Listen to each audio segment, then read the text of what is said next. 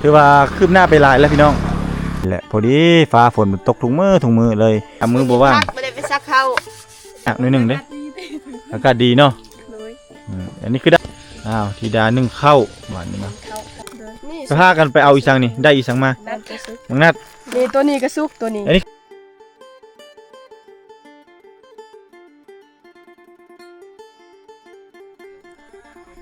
กับสุขสบายดีบรรยากาศยามแรงๆตอน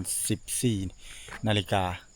ตอนนี้น้องบรรทุกกันนี่แหละได้มาติดตามโครงการสร้างบ้านให้3สาวเนาะเดี๋ยวจะพาท่านผู้ชมเบิ่งบ้าน3สาวหลังจากฝนตกเช้าหรือว่าฟ้าหลังฝนพี่น้องนี่บรรยากาศยามแรงๆเนาะที่บ้าน3สาวฟ้าหลังฝนพี่น้องเอ้ยเนาะนี่เฮือนก็ถือว่าคืบหน้าไปหลายเลยได้เนาะเป็นเฮือนหลังบักใหญ่เลยนี่เฮาเบิ่งทางด้านข้างนี่เนาะ นี่ถือว่าความคืบหน้าไปหลายเลยเนาะนี่บรรยากาศฟ้าหลังฝนทางภาคนี้เป็นทางลาดยางไปสู่เมืองนองพี่น้องนี่ทางนี้ก็จะเป็นเป็นภูดินเนาะภูเขานั่นแหละลงไปนั่นก็จะเป็นน้ำเซติดเนาะเข้าไปนี่ก็จะเป็นบ้าน3สาวทางนี้เส้นทางไปเมืองตะโอ้ยพี่น้องเนาะนี่ทางข้างนี้ก็จะเป็นเฮือนของชาวบ้านทางนั้นก็จะเป็นห้าน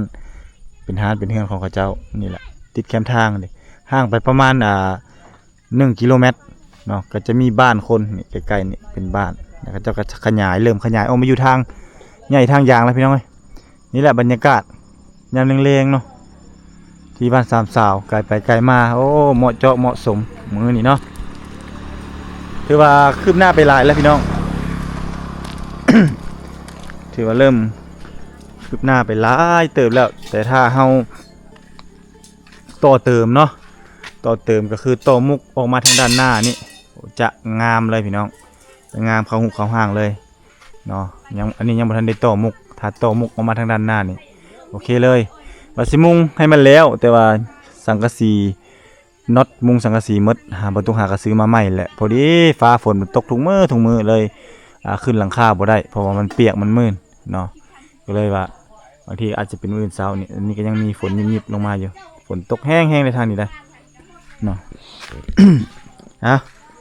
จะพามาเบิ่งทางด้านในโจพ่อเฒ่าเพิ่นนอนนี่เลยได้พ่อเฒ่านี่ได้นี่แฟนปีนอนนี่เลยพ่อเฒ่าก็ได้ถือสมัครเฮ็ดเวียก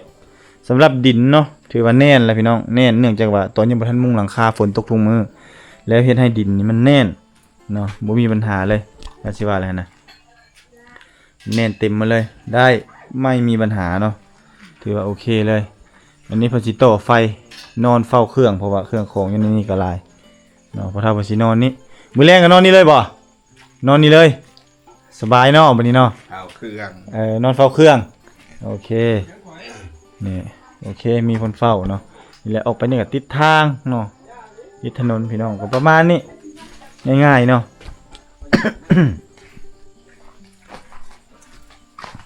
นี่เป็นทางด้านหลังพี่น้อยออกมาทางด้านหลังเจอ3สาวเพิ่นกำลังเฮ็ดกินโอ้ไม่เฮ็ดกินเนาะล้างถ้วยล้างถ้วยบ่ไฟกระดับเด้อพี่น้อยไฟบ่มาอีกแล้วจักสิว่าจังได๋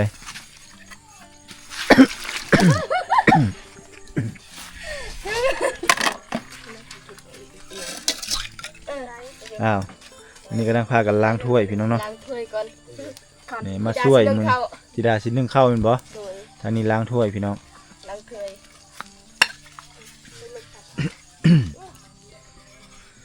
คือว่า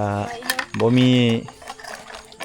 พื้นที่กว้างปานใดพี่น้องมีแต่ทางด้านนี้แต่ว่าคันว่าม้างตูบหรือว่าเอาตูบนี่ออกก็สิพื้นที่ก็สิกว้างขวางอยู่แต่นี่ก็กว้างอยู่คันสิว่าก็ถือว่าสามารถเป็นทางบ่ได้รถใหญ่ก็เข้าได้อันนี้เข้ามาได้อยู่พี่เนาะมีเงินมีคำตัวหน้าให้คักนี่โตปุ๊บมานี่ทางนอกนี่เนาะโตออกมาทางนี้ทางด้านข้างนี่เห็นให้งามเลยเนาะงั้นไว้เป็นเรื่องอนาคตได้ชั้นนี้ก็ถือว่าดีแล้วเนาะบุญแล้วชั้นนี้ก็บุญเลยเนาะนี่แหละอันนี้คือมือว่างๆก็เลยเจอหมด3คนเนาะแต่ถ้ามือบ่ว่างไม่ได้ไปซักเข้า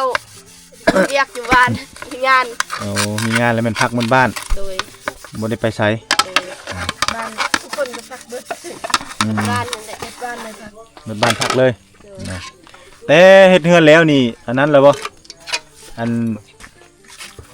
แม่ได้มายามอยู่บ่ บ่ บ่ได้มา บ่ได้มา โอ้ถ่ายรูปส่งให้เพิ่นเบิ่งอยู่บ่ บ่ให้เพิ่นมีโทรศัพท์ โอ้ เพิ่นมีโทรศัพท์ค่อยให้หั่น อืม มีแต่ว่าจน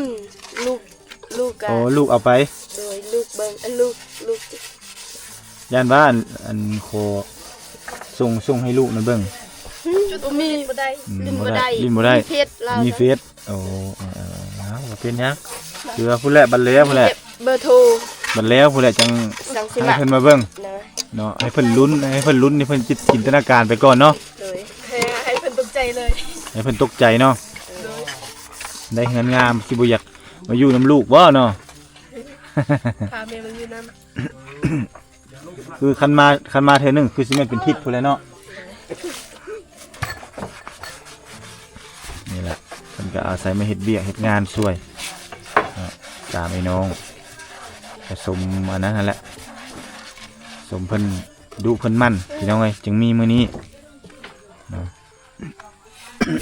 ถือว่ามันฝนตกพี่น้องเอ้ยฝนตกเลยว่ะ ตลอด ตกตลอดเลยเนาะมันก็เลยยากหน่อยหนึงเด้อากาศดีเนาะ โดย อันนี้คือด้านหลังพี่น้องเอ้ย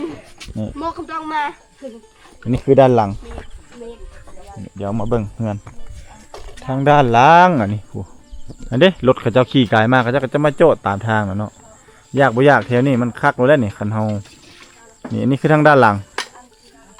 ประตูทางด้านหลังมาเบิ่งสิ่งๆเนาะ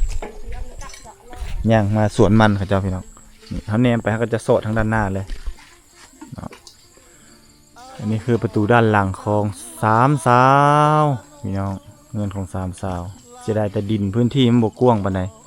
เขาเจ้าขายให้แต่ซ้ำนี้เนาะทางหลังเขาก็จงไว้ทางหลังนี่ประมาณ2 เมตรทางคานนะครับ1 เมตรบ่ในบ้านสร้างอุ้มเพิ่นจงเนาะเพราะว่าจงให้เหลือพื้นที่ดินทางนี้หลายๆ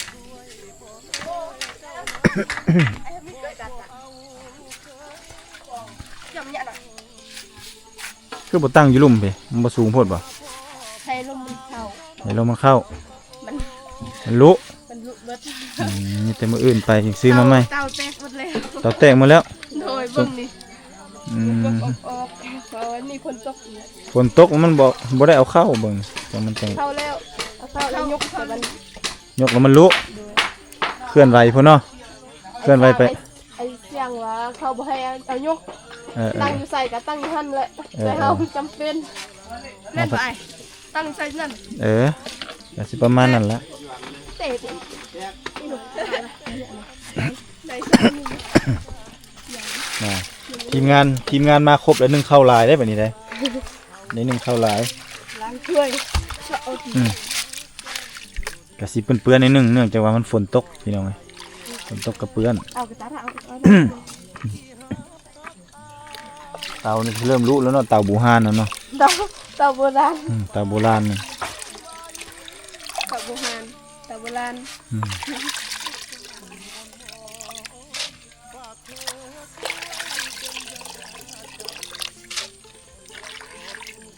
เข้านี่กับกระสอบที่2แล้วได้พี่น้องเอ้ย สองซอบแล้ว 2 สอบแล้วได้ เดือนช้ำ ยังบ่ฮอดเดือนหมด2 สอบหมดสอบหนึงสอบที่2ก็หลายเติบแล้วกระสมนี่แหละเหือแห้งนี่แหละเบิ่งเขาเจ้าเฮ็ดนี่แหละนี่มันก็ไวเนาะกินเยอะก็ต้องเฮ็ดไว้ กินหลายเฮ็ดไวนี่ เพิ่มพลัง เติมพลังเนาะ พลังแห้งใส่น้ำมันละเฮ็ดไว้ก็ต้องใส่น้ำมันหลายขนาดรถก็ยังใส่น้ำมันถ้าไฟไกล เนาะคนคือกันแล้วเนาะ โดย รถก็เกิดมาจากคนนี่คนเป็นผู้ผลิตคักเนาะวิวเนาะทางด้านหลังนี่มีต้นไม้ต้นหนึ่งใช่ไหมคักหลายโอ้ยเอาออกก่อนอันนี้มันยังบ่ทันอันนั้นมันมีควันอยู่เป้าก่อนเอาออก มีแล้วไผ่ เอาออกเอาออกก่อนแล้วเป้า เอาบ่ เห็นบ่เอานั้นได้พัดนะเอานั้นพัดบ่ให้มันมีกลิ่นขิวนั่น จะได้เติมกี่ลูกแดงขาวให้ดูเอา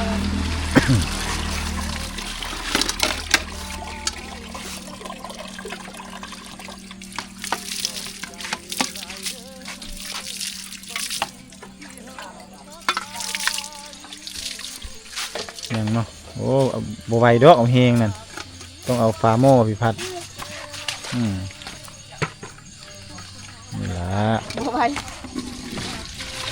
เบียกเฮากับประมาณนี้แหละพี่น้องเอ้ยกลับไปกลับมาสิเลยเนาะอัปเดตบ้านอัปเดตหยังล่ะก็กลับไปกลับมานี่แหละเนาะ โดย จักสิให้ถ่ายตัวใดฝนมันก็ตกแน่ก็เลยเฮ็ดอีหยังก็บ่ได้อ้าวธิดานึ่งข้าวหวานนี่เนาะ เข้า อันนี้ เบิ่งไว อันนี้ ลุกแล้ว มันก็ต้องจังซั่นแหละเนาะอันวาสนาเป็นผู้ เอาเพื่อเอาแห้ง ดีวาสนาเป็นผู้ล้างเนาะอันนั้นเป็นผู้ไล่แก้วตาเป็นผู้ไล่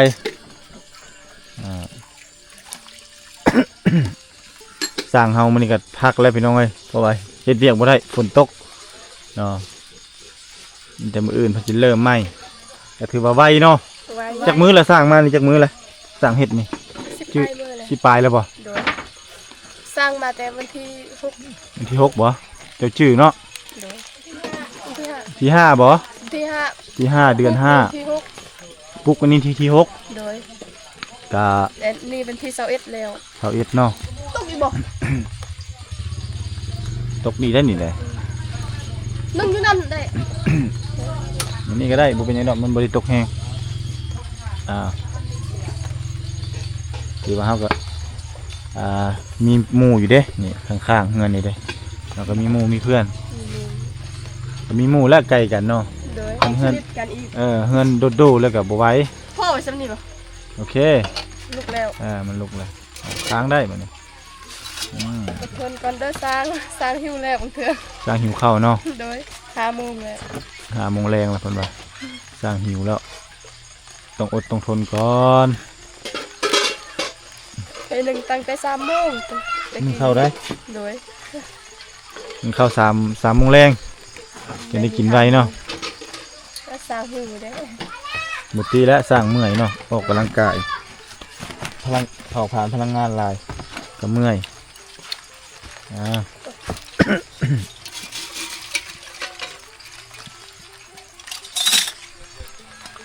อเค แหละเบิดสร้างหิวได้ เอาฝาหม้อมาอัดติดเข้าเนี่ยเอาเข้าไปไว้ในพุ่นเดี๋ยวฝนตกใส่มันชื้นครับอันนี้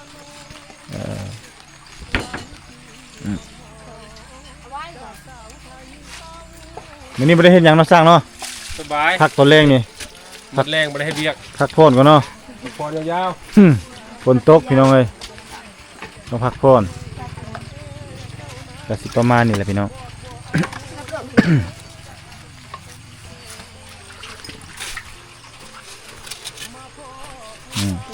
เดี๋ยวตาน้องล่าล้างถ้วยบัดนี้ครับจ็อบล้างถ้วยเนาะเจ้าเนาะปิดท้ายเอื้อยเป็นผู้ล้างเจ้าเป็นผู้ไล่ เปลี่ยน เปลี่ยนกันบ่ท่อเอาคนผู้ไก่ผักมีซีโซ่พุ่นละท่ออยู่นี่มันกับเปื้อนเศษอาหารท่อไก่นี่พอเขาย่างไปย่างมาปกตินี่บ่อยากให้ใส่น้ำอยู่นี่พุ่นละแต่ว่าเฮ็ดได้มันจำเป็นเนาะพี่น้องเนาะมันต้องได้หาพื้นที่ใส่น้ำต่างหากมันจะบ่เปื้อน ได้ไว้ตัวนี้เอาท่อเอาพุ่นคือเก่าสัดออกนั่นแหละโอเคตูบกระท่อมน้อยทำใจนะครับต้องได้บังเนาะออกไปนั้นมันก็เปียกเมื่อเวลาฝนมานะฮือหลังคาไปเมื่อเราต้องเอาไม้ค้ำนี่เอานี่มาติ่งเงินในสร้างความลำบากของในสร้างเพื่อน้องๆทั้ง3 คนเนาะทั้งในสร้างทั้งเบาตุกและครบสุดเลยแหละ เห็นบ่ โดย อายก็ต้องมาพี่แหละตากแดดตากฝนตากอย่าลืมได้ผ้าห่มได้อายลืมเอาผ้าห่มมาได้น่ะได้เด้อธรรมศาสตร์งามพี่น้องเอ้ยอ้าว2 สาวนี้มาแต่ไสนี่ มาแต่สวน มาแต่สวน สวนบักนัด เอาย่างมาเดี๋ยวรถมันนี่นั่นเดี๋ยวรถมามันสิยากมาแต่สวนคือบ่สวนได้นี่ลืมบ่ คิดว่าไอ้บ่อยากไป โอ้ไผว่าบ่อยากไปเอามายืนอยู่ข้างพี่จักหน่อยอ้าววิวงามบ่สวนเจ้า โดยงาม วิวอยู่สวนเจ้ากับวิวอยู่นี่เฮือนเจ้านี่ตัวใด งามที่นั่นก็งามนะ อยู่พุ่นก็งาม คนไป อยู่พุ่นงามบ่ โดย อยู่พี่เด้อซะ อยู่ที่งามกว่า อยู่นี่งามกว่าบ่ โดยนี่ ก็พากันไปเอาอีสังนี่ได้อีสังมา นัดก็สุก บังนัด นี่ตัวนี้ก็สุกตัวนี้ อันนี้คือบ่หลายๆในนี่หลายอยู่บ่อยู่สวนน่ะหลายบ่อยู่สวน อยากกินบ่ลาย คันเอามาหลายๆโลดคันมี มี ห ห ลา ลาย ยอันนี้ เอาตัวนี้หลายๆนะ เอาคืออ้ายเอาตัวนั้นให้บอกเอาตัว บั นั้ ง น สิชุก สบายถ้าเจ้าจังบ่ได้ไปหลายเทื่อเอามาเซไว้ในตู้เย็น ถ้าไปมื้อหน้าอีก นั่นแหละอันนี้ไปเอาสิเอามากินบ่ ให้ในสร้าง เอาให้ในสร้าง โดยในสร้างว่าสิกินซ้ำนี่ มังนัดบ่ โดยอยากกินซ้ำนี่แล้วว่าอยากกินสุกข่อยบ่ได้เก็บสุก โอ้ ซ้ำนี่เราสิเฮ็ด เฮ็ดอีหยั ส้ ง ม โอ้เฮ็ดส้ม ตัวสุกนั้น เฮ็ดหยังตำบ่เขาสิตำบ่ โดย โอ้มีหมดเนาะอยู่พุ่นเนาะ มี ส่วนบ่เฮาเป็นก้นมันพุ่นบ่ปลูกมันพุ่นบ่ นี่แหละ ส่วนตัวนี้ โดย โอ้อยู่นี่ก็มี บ่แม่น อยู่นี่ก็มีสวนอีกบ่ มีตัวนั้นเด้ส่วนตัวน้อง เอาพุ่นบ่เอามีสบ่มังนัดน่ะมี มี โอ้ส่วนตัวนี้เนาะ โดย ที่เจ้าไปเนาะโอ้พี่น้องผู้ไปแบบบ่บอกไปแบบบ่บอกเลยสองสาวเลยเนาะ ยันไอเมื่อย สบายเนาะมื้อนี้เนาะ โดย ใกล้ๆเฮือนก็อยู่นี่เนาะพี่น้องเฮือนอยู่นี่ ก็น่า สวนก็อยู่นี่ ปีไก่นี่ปีไก่นี่ได้ปลูกอ้อยแต่ว่าอ้อยดับแล้ว ตายหมดแล้ว โดย ปลูกไม้ เธอเขาจุดสวน โอ้ยสบายบัดนี้แต่เจ้ามีดินอยู่ใกล้ๆนี่แหละ มี มื้อหน้าก็ปลูกผักมีซีโซใกล้ๆนี่แหละก็เอามาเฮ็ดอยู่เฮ็ดกินอยู่นี่ ำใกล้เลย น้ำก็ใกล้ๆนั่นก็แห้งคักแหละแม่นละวะ โดย สบายเนาะ โดย อ้าวไปเอามือพุ่นบัดนี้ นี่แหละพี่น้องเอ้ยบรรยากาศคอยคำลงแรงสองสาวเพิ่นไปหาเก็บผัก เก็บเครื่องปลูกของฝั่งที่เพิ่นปลูกไว้เนาะเพื่อจะเอามาให้ทีมงานสร้างนี่ให้เฮ็ดอยู่เฮ็ดกินเนาะนี่ได้สองสาวเพิ่นสบายแล้วโตหน้าไปนี่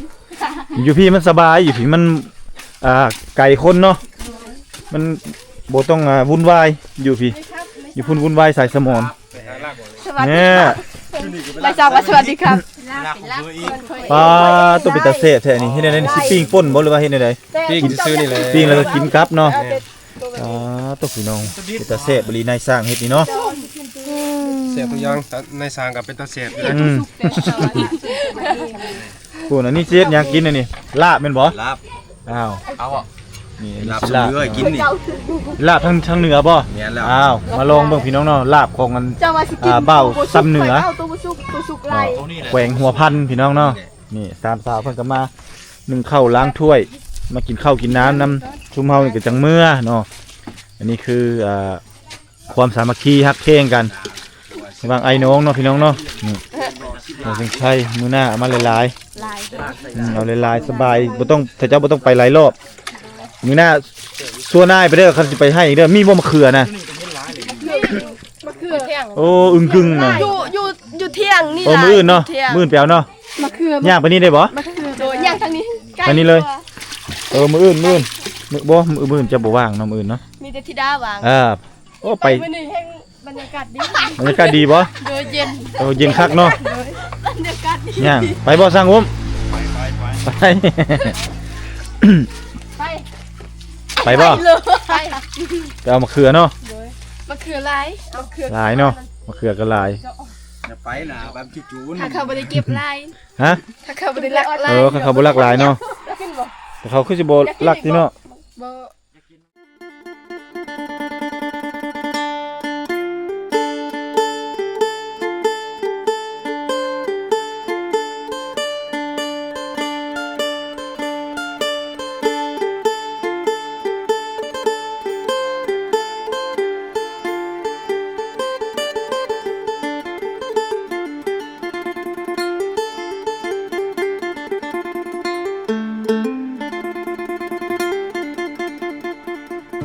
ไอหอบความช้ำมา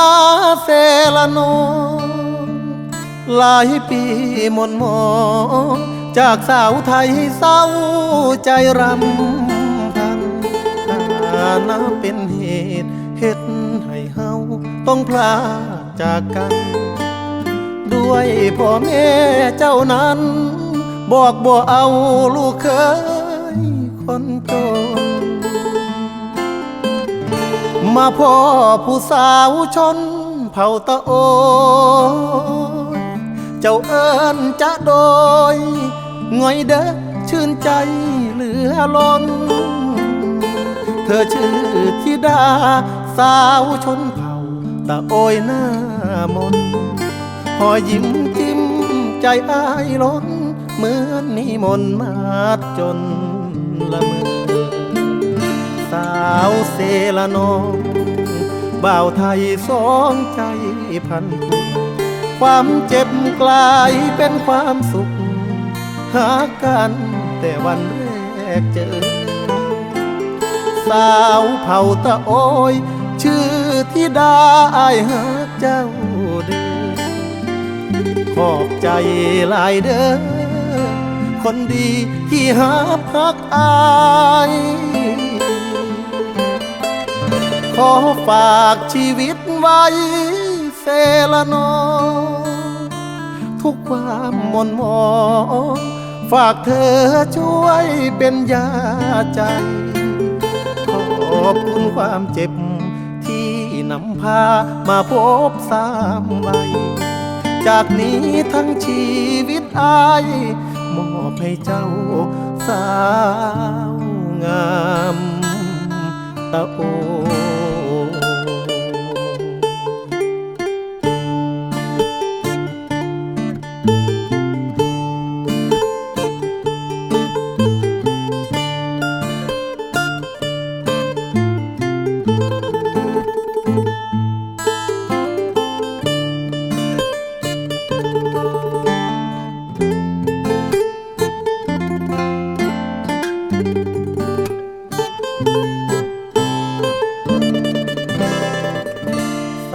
เอาเสละน้องบ่าวไทยสองใจพันผูความเจ็บกลายเป็นความสุขหากันแต่วันแรกเจอสาวเผ่าตะโอยชื่อธิดาอายหาเจ้าเด้อขอบใจหลายเด้อคนดีที่หาพักอายขอฝากชีวิตไว้เสละนอทุกความหม่นหมองฝากเธอช่วยเป็นยาใจขอบคุณความเจ็บที่นำพามาพบสามวัยจากนี้ทั้งชีวิตอายมอบให้เจ้า